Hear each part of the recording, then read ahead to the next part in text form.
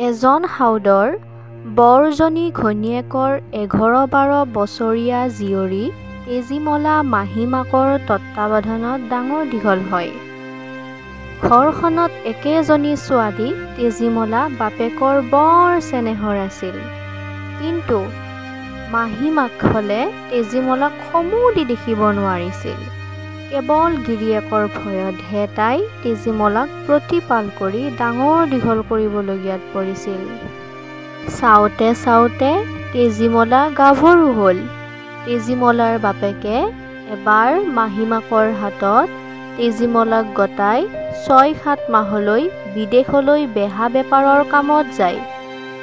হাউদে নাও মেলি যোৱাৰ দিনৰ পৰা মাহীমাকে তেজীমলাৰ দায়ৰ চেলু বিচাৰিবলৈ ধৰিলে আৰু তেজীমলাক নানান ধৰণৰ অত্যাচাৰ কৰিবলৈ ধৰিলে। কিছুদিনৰ পিছতেই তেজীমলাৰ সখীয়েকৰ বিয়ালৈ যাবলৈ বুলি ওলোৱাত মাহীমাকে তেজীমলাই বিয়াত পিন্ধিবলৈ বুলি পাটৰ ৰিহা মেখেলা এযোৰ আৰু এখন উত্তম ৰিহাৰ গুণাৰ পাৰি দিয়া খনীয়া কাপোৰৰ টোপোলা এটা বান্ধি দিলে। তেওঁ বুদ্ধি কৰি পাটৰ ৰিহা মেখেলাযোৰৰ ভিতৰতেই মনে মনে এটা নিগনি সুমুৱাই দি আৰু পাৰি দিয়া খনীয়া কাপোৰখনৰ ভিতৰত এটা আঙঠা বান্ধি দি টোপোলা এটা কৰি তেজীমলাৰ হাতত দিলে। সখীয়েকৰ ঘৰ পাওঁ পাওঁ হওঁতেই তেজীমলাই মাহীমাকৰ কথামতে পাটৰ ৰিহা মেখেলা আৰু পাৰি দিয়া কাপোৰ পিন্ধিবৰ মনেৰে টোপোলা মেলিলতে কাপোৰযোৰৰ ভিতৰৰ পৰা এটা নিগনি ওলাই লৰ মাৰিলে আৰু কাপোৰযোৰৰ ভিতৰৰ পৰা এটা আঙঠা সৰকি পৰিল। তেজীমলাই দেখি বিচূৰ্তি হ'ল যে ৰিহাযোৰ নিগনিয়ে কুটি থকা-সৰকা কৰিলে আৰু পাৰি দিয়া কাপোৰখন ঠায়ে ঠায়ে পুৰিলে। ভয়ত তেজীমলাৰ মুখ শুকাই ঠক ঠক কৰে কঁপি ফেকুৰি ফেকুৰি কান্দিবলৈ ধৰিলে। বিয়াৰ পিছত তেজীমলা নিজৰ ঘৰলৈ দুখ মনেৰে উভতি আহিল। ঘৰ আহি পোৱাৰ লগে লগেই মাহীমাকে তাইক কাপোৰখিনিৰ কথা সুধিবলৈ ধৰিলে। তই মোৰ কাপোৰখিনি ভালদৰে আনিছনে?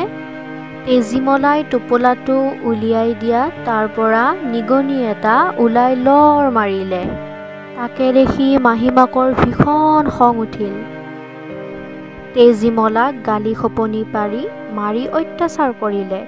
ইমানৰ পিছতো মাহীমাকৰ হেঁপাহ নপলোৱাত তেওঁ তেজীমলাক টানি আনি ঢেঁকীৰ আগতে বহুৱাই ধান বঢ়াবলৈ লগাই নিজে ঢেঁকী দিবলৈ লাগিলে।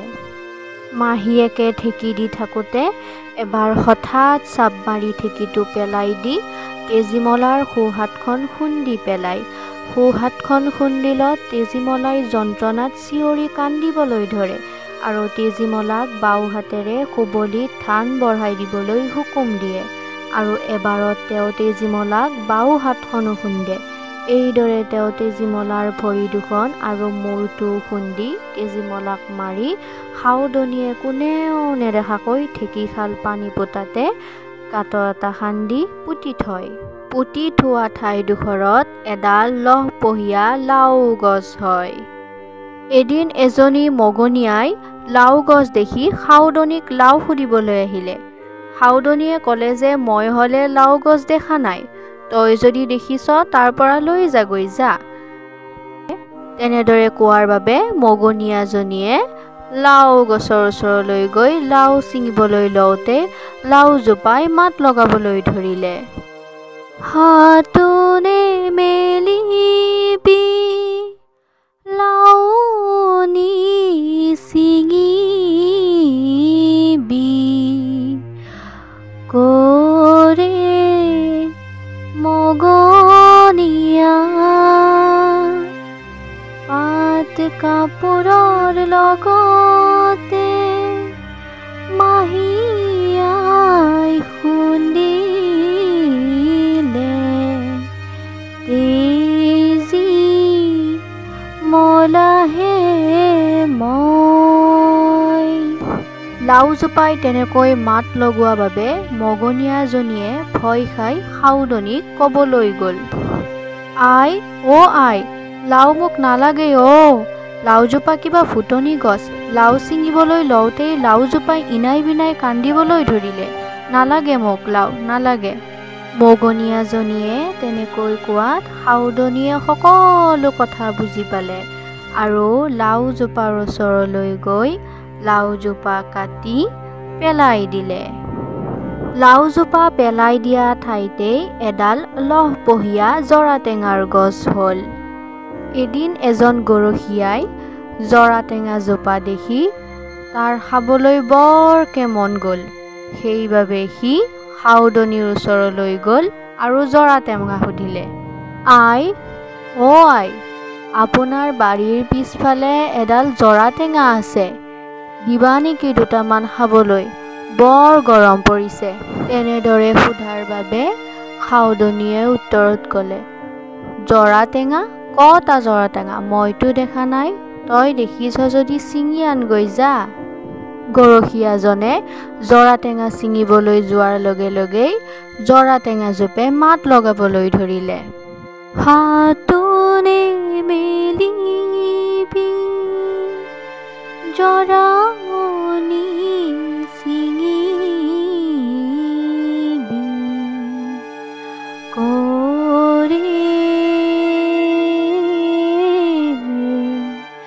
গৰখীয়া পাত কাপোৰৰ লগতে মাহীয়াই খুন্দিলে, তেজি মলাহে মই। জৰাজোপাই তেনেকৈ কন্দাৰ বাবে গৰখীয়াজনে বৰ ভয় খালে আৰু সাউদনীক আহি সকলো কথা ক'লে। সাউদনীয়েও সকলো বুজি পাই জৰাজোপাৰ ওচৰলৈ গৈ জৰাজোপা কাটি নৈত গৈ পেলাই দিলেগৈ। নৈত এপাহ ধুনীয়া পদুম ফুল হ'লগৈ। কিছুদিনৰ মূৰত তেজীমলাৰ বাপেকে সেই নদীয়েদি বেপাৰ কৰি উভতি আহি থাকোঁতে পদুম ফুল এটা দেখি ফুলটো তেজীমলালৈকে লৈ যাওঁ বুলি ভাবিলত আৰু নাৱৰীয়াজনক ফুলটো ছিঙিবলৈ ক'লে। নাৱৰীয়াজনে ফুলটো ছিঙিবলৈ লোৱাৰ লগে লগে ফুলটোৱে আকৌ আগৰ দৰে ইনাই বিনাই কান্দিবলৈ ধৰিলে, হাতনে মেলিবি ফুলনি ছিঙিবি, কৰে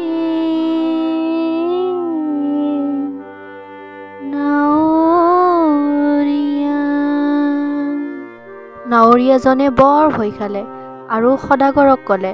সদাগৰে গৈ নিজে ছিঙিবলৈ বুলি ফুলজোপাৰ ওচৰলৈ গৈ ছিঙিবলৈ ধৰোঁতে ফুলজোপাই আকৌ ইনাই বিনাই কান্দিবলৈ ধৰিলে, হাতনে মেলিবি ফুলনি ছিঙিবি, চেনেহৰ পিতা পাত কাপোৰৰ লগতে মাহীয়াই খুন্দিলে,